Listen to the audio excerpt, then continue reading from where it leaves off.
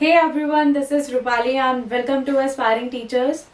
तो आज का सेशन रहेगा थोड़ा रिकॉर्डेड और इस सेशन में हम बहुत ही इम्पॉर्टेंट बात करने वाले हैं और बहुत ही इम्पॉर्टेंट सेशन आप लोगों के लिए रहने वाला है।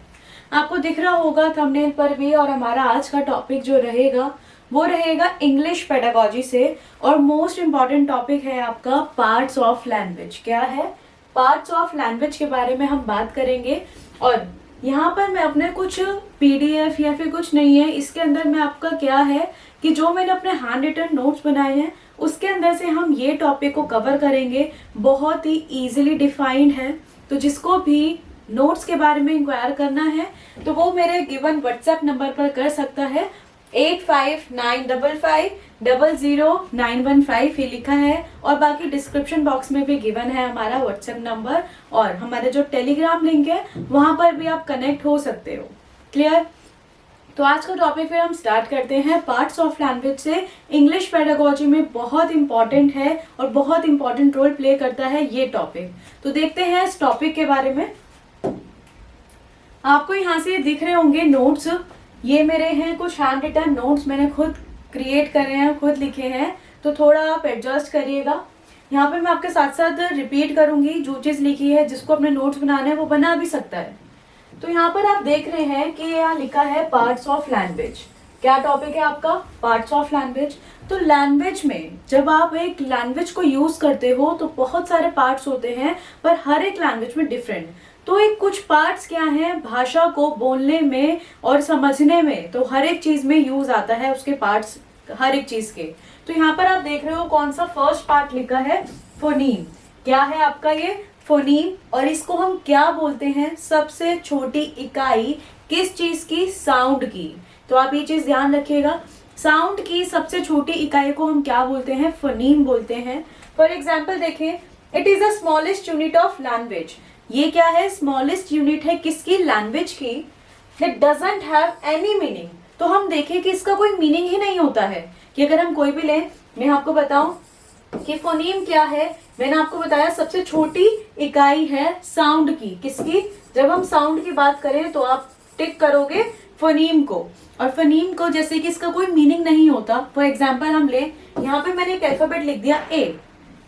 इसकी एक साउंड है, जो आप साउंड आप बोल रहे हो उसकी साउंड निकल रही है, पर क्या इसका कोई मीनिंग है? कोई किसी के साथ लिंकअप कर रहा है ये? नहीं।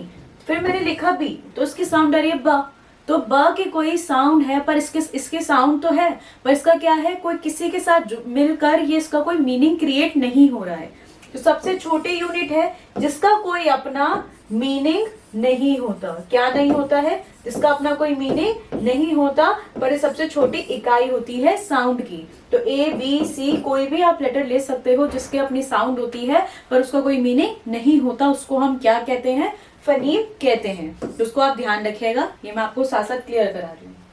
यहाँ पे एग्जाम्पल दिया है जो मैंने आपको यहाँ पर बता दिया। नेक्स्ट टर्म है आपकी, वो है फोनोलॉजी। फोनोलॉजी क्या होता है? फनीम से ही आया है। जब हम स्टडी करते हैं साउंड पैटर्न को और उनके मीनिंग्स को, तो उसको क्या बोलते हैं? फोनोलॉजी। क्या बोलते हैं? फोनोलॉजी। तो ये चीज आप ध्यान रखिएगा कि यहाँ पर मैं आपको दोबारा से लिख देती हूँ कि यहाँ पर हमने पढ़ा टॉपिक फोनोलॉजी का। फोनोलॉजी क्या कह रहा है? जब हम क्या करते हैं? Study of sound.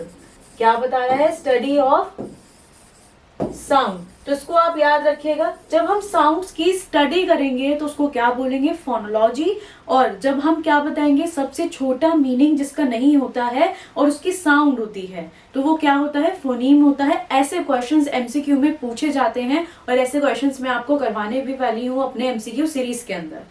Clear? Next है आपका मॉर्फीम। क्या है? मॉर्फीम क्या बताता है आपका?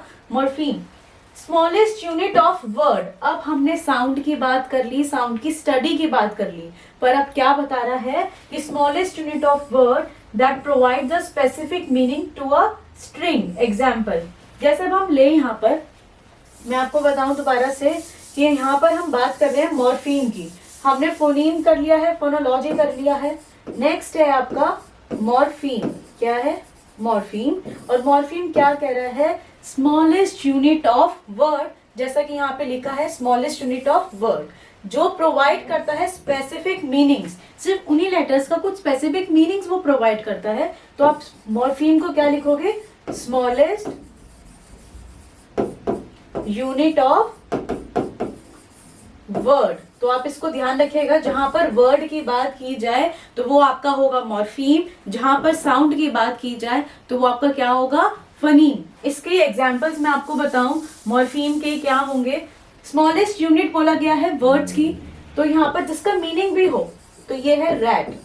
अब यहाँ पर हमने ये जो सिंगल है, आर है, ए है एंड टी है, आर ए टी, रैट बन गया, मीनिंग है इसका, स्मॉलेस्ट वर्ड है रैट, ठीक है। तो ये आपका क्या हो गया, मॉर्फीम। पर अगर मैं इसको अलग अलग बाइफरकेट कर दूं, सिर्फ आर बोलूं, तो वो क्या होगा, आपका फोनीम कहलाएगा। क्लियर, मैंने आपको यहाँ पे एग्जांपल दे दिए। नेक्स्ट हम देखते हैं अपना सिमेंटिक क्या होता है, और इन्हीं से क्वेश्चंस पूछे जाते हैं हर साल, हर पेपर में, पेपर 1, पेपर 2, हर उसमें ये आपको 2 क्वेश्चन देखने को मिलेंगे। नेक्स्ट आपका बता रहा है सिमेंटिक, और सिमेंटिक क्या बता रहा है ये चीज आप देखिए कि all the words in a sentence have a meaning. क्या कि पूरे सेंटेंस के अंदर हर एक वर्ड का अपना एक मीनिंग होता है, तो उसे क्या कहते हैं, सिमेंटिक कहते हैं। जैसे कि मैं आपको बताऊं कि अब आप यहाँ पे मैं लिख रही हूं आपका सिमेंटिक। सिमेंटिक क्या होता है आपका ये, तो यहाँ पे बोला गया है कि हर एक वर्ड का अपना एक मीनिंग होता है, किसके अंदर, सेंटेंस के अंदर। तो study of meaning in a language conveyed by words, phrases और सेंटेंसेस इज कॉल्ड सिमेंटिक। कि हर एक वर्ड सेंटेंस के अंदर अपना एक मीनिंग क्रिएट करता है। जैसे एग्जांपल दूं मैं आपको, Shyam goes to market.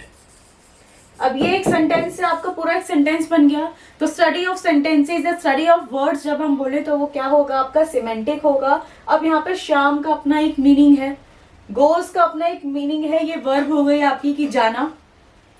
To market क्या है, आपका ऑब्जेक्ट बन गया है, और जो बता रहा है कि वो कहाँ जा रहा है, मार्केट जा रहा है।